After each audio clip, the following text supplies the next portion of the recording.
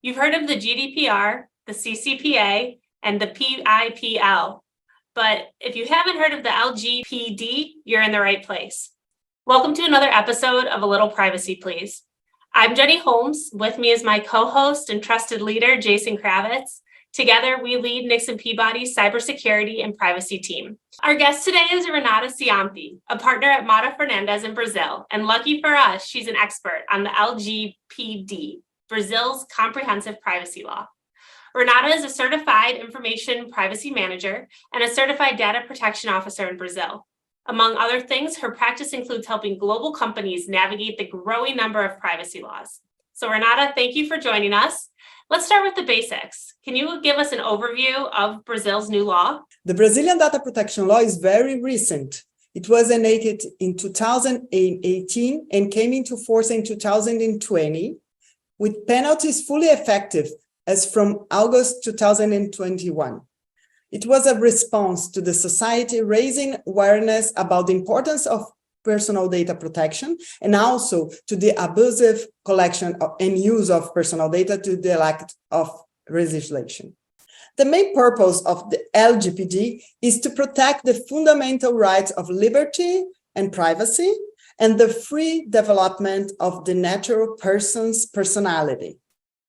Among others, the protection of personal data is grounded on privacy, respect, freedom of expression and opinion, and also inviolability of intimacy, honor, and image.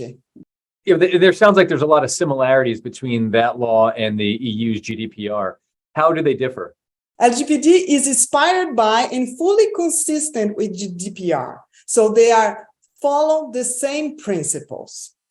However, there are some differences. For example, a specific legal basis for processing of data, such as for credit protection, for the protection of health, or to the regular exercise of rights in judicial or administrative proceedings.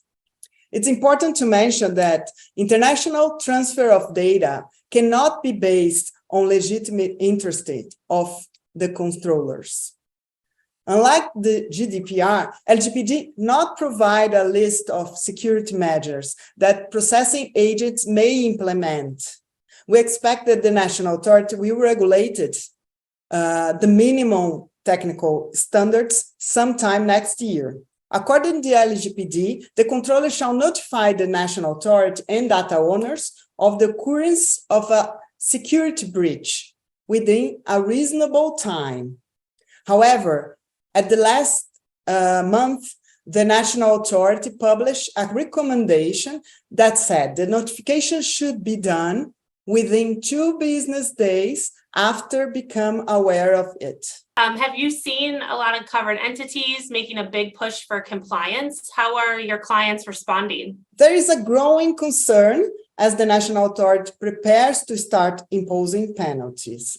However, since the LGPD is pretty new and the discussion was more in a digital business, between digital business, there are many companies that are not yet compliant. That's because many physical and small businesses are not very aware of this new law and think they don't have to adapt it at all. In fact, Brazilian law only came into full force less than 2 years ago.